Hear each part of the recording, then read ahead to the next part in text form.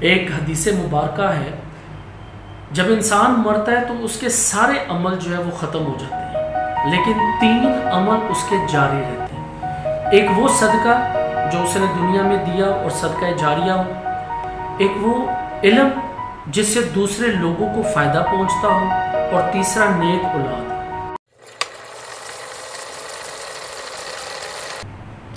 बिस्मिल्लाहिर्रहमानिर्रहीम, अस्सलाम वालेकुम। आप लोगों को एक वाक़या बताता हूँ। मेरे पास एक बच्चा आया, वो ICS क्लास में था और उसने तकरीबन 1.5 महीने का टाइम था पेपर्स में, तो उसने जो है वो तैयारी शुरू की। अब वो जब तैयारी कर रहा था तो मैंने ये महसूस किया कि इसका इंटरेस्ट जो है वो मैथ में नहीं है और इन मज़ामीन में इंटरेस्ट नहीं है। मैंने उससे ये पूछा और उससे वो हो भी नहीं रहा था। मैंने उससे ये पूछा, मैंने कहा यार, जब आपका इसमें इंटरेस्ट नहीं है, आपको मैथ की इतनी अच्छी समझ नहीं आ रही, आप कुछ और सब्जेक्ट्स रखना चाहते हैं, तो आपने फिर क्यों ICS जो है वो रख लिया। उसने जो मुझे बात बताई वो वही बात है, वही घर वाली कहानी। उसने कहा जी कि सर, मेरे वालदा ने जो है ना वो ज़बरदस्ती की है। उन्होंने कहा जी तुम्हारे कज़न्स ने जो है वो ये सब्जेक्ट रखे हुए हैं, तो फिर तुम्हें भी जो है ना वो यही सब्जेक्ट रखने पड़ेंगे। अगर आपने कोई और सब्जेक्ट रख लिए तो लोग और हमारे रिश्तेदार ये समझेंगे कि जी बच्चा जो है वो बड़ा नालायक है और इसने कुछ पढ़ा नहीं है और माँ बाप इस पर तवज्जो नहीं देते, तो हम ख़ानदान में अपनी नाक ऊंची रखना चाहते हैं, इस वजह से तुम्हें यही सब्जेक्ट्स रखने पड़ेंगे। अब जाहिर बात है, मैं उस वक़्त कुछ कर भी नहीं सकता था। मैंने कहा जी ठीक है, आप तैयारी करें। 1.5 महीना उसने तैयारी की और तैयारी के बाद जब उसने पेपर्स दिए तो वही हाल हुआ। मैथ के अलावा भी वो 1-2 सब्जेक्ट में जो है वो फेल हो गया। अगले साल जब वो आया मेरे पास और अपने वालदा और वालिद साहब को लेकर आया, तो मैंने जो है वो थोड़ी सी उनकी काउंसलिंग की और उसको बताया कि देखिए, आप अपनी मर्ज़ी बच्चे पे मत हो पे, जो बच्चा जो है वो करना चाह रहा है आप उसको वही सब्जेक्ट्स जो है वो करने दें। आफ्टर ऑल फिर उन्होंने वही सब्जेक्ट्स उसको वो रखवा दिए जिसमें बच्चे का इंटरेस्ट था, और उसने थोड़ी मेहनत की, कामयाबी ज़्यादा हासिल की, नंबर अच्छे लिए, माँ बाप जो है वो बाद में खुश हो गए। ये सारी बात बताने का आपको फ़ायदा ये है कि देखिए, आप अगर ये चाहते हैं कि आपका बच्चा जो है वो कामयाब हो और अच्छे किरदार का मालिक हो, तो उसके मिजाज को जांचें। आप उसके मिजाज को जांचेंगे, उस पर अपनी मर्जी मत थोपे। जो वो करना चाहता है आप उसके इंटरेस्ट को सुने और फिर आप वो कोशिश करें जो वो करना चाहता है। लोग जो है वो जॉइंट सिस्टम को बुरा कहते हैं कि जी हमारे बच्चे में ये गलत आदत आई है क्योंकि जो हमारे साथ हमारे घर में इसके कज़न्स रहते हैं उन्होंने ये बात सिखा दी है। हालांकि ऐसा नहीं होता। बच्चे की असल तरबियत, बच्चे का पहला इंस्टीट्यूशन उसकी माँ की गोद है। उसकी माँ की तरबियत जैसी होगी वो उसी तरह से बच्चा जो है ट्रीट करेगा। माँ अगर पढ़ी लिखी हो जाए, बेटी अगर पढ़ लिख जाए, तो वो पूरी की पूरी कौम को जो है ना और पूरी नस्ल को जो है वो पढ़ा देती है और बाशऊर कर देती है। इस तरह से जो बाप का किरदार है वो भी बहुत ज़्यादा अहमियत का हामिल है। आप अपने बच्चों को कम सिनी में, छोटी उम्र में यहाँ पे छोड़कर पैसा कमाने के लिए बाहर चले जाएं, तो आपने तो अपने बच्चे का वो बचपन ही नहीं देखा और आपने वो तरबियत का मरला ही नहीं तय किया जिसमें उस बच्चे को आपने ये सिखाना था आहिस्ता आहिस्ता कि उसने जो है वो माशरे में जाकर क्या किरदार जो है वो निभाना है। तो पहली बात, अगर आप अपने बच्चे की कामयाबी चाहते हैं तो फिर आप उसके मिजाज को जानें और उसके मिजाज के मुताबिक उसको वो सब्जेक्ट्स भी रखने दें और उसके मिजाज के मुताबिक चलने की कोशिश करें। इसी दौरान में आप अपनी भी बात उसको बताते रहें ताकि आपका बच्चा जो है वो सेटिस्फेक्शन महसूस करे और अच्छे तरीके से उन चीज़ों को करे जिसमें वो इंटरेस्ट लेता है। दूसरी बात, अगर आप अपने बच्चे की परवरिश अच्छी चाहते हैं तो फिर आपने उसको जो नसीहत करनी है वो नसीहत का तरीके का बड़ा खूबसूरत होना चाहिए।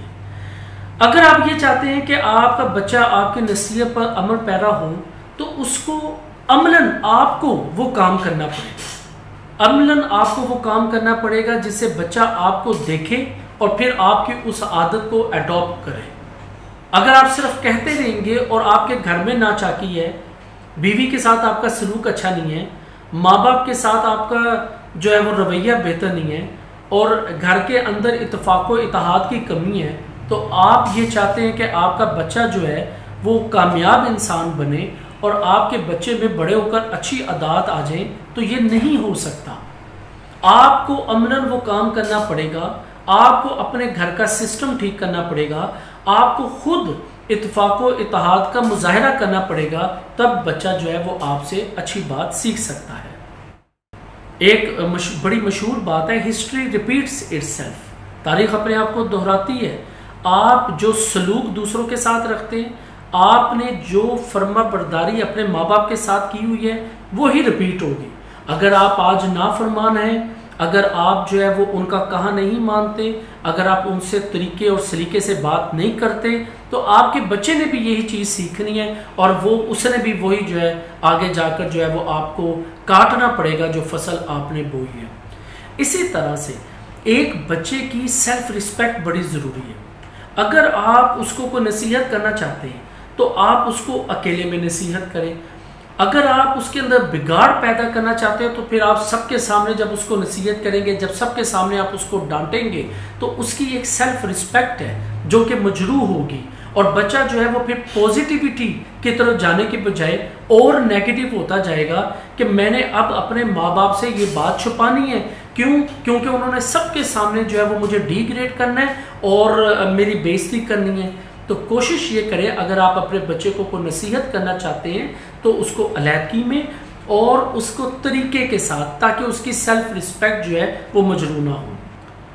तीसरी बात, हम लोग ये चाहते हैं कि हमारा बच्चा जो है वो बड़ा होकर, बेटा जो है वो बड़ा होकर बाप का बाजू बने।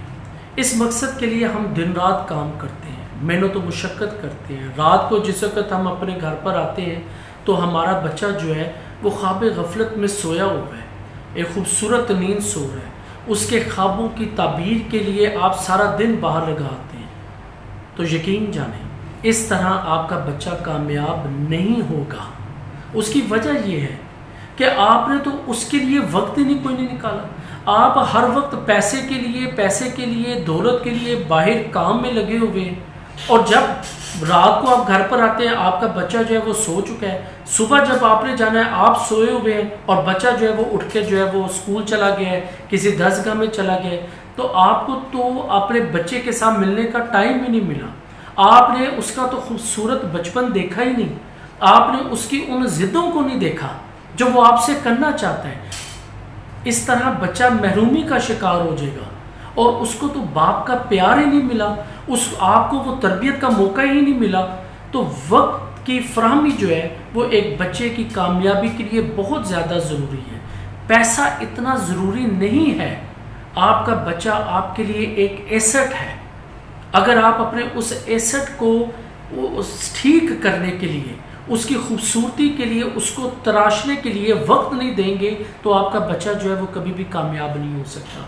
और इन द फ्यूचर जब वो बड़ा होगा और आपको वक्त की ज़रूरत होगी तो आपको भी वो टाइम नहीं दे सकेगा।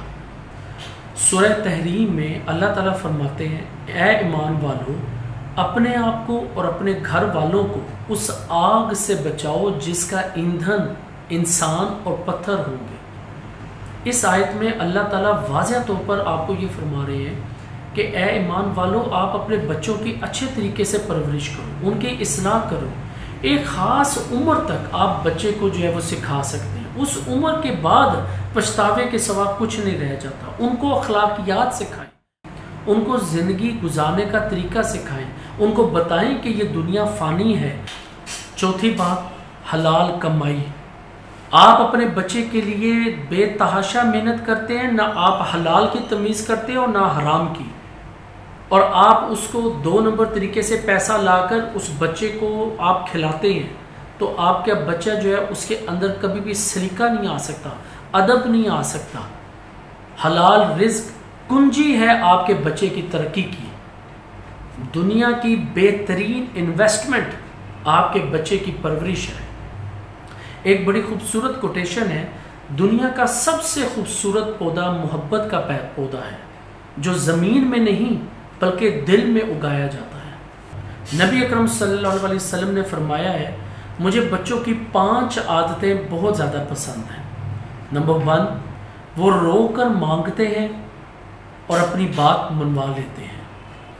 नंबर 2, वो मट्टी से खेलते हैं और गुरूर व तकब्बुर को खाक में मिला देते हैं। नंबर 3, जो मिल जाए वो खा लेते हैं और ज़ख़ीरा करने की कोशिश नहीं करते। नंबर 4, लड़ते हैं, झगड़ते हैं, लेकिन उसी वक्त थोड़ी देर बाद जो है वो सुलह कर लेते हैं, दिल के अंदर हसद, कीना और बुग़्ज़ नहीं रखते। नंबर 5, मट्टी के घर बनाते हैं, घर बनाने के बाद उसको दोबारा गिरा देते हैं और ये जाहिर करते हैं और ये साबित करते हैं कि ये दुनिया फ़ानी है।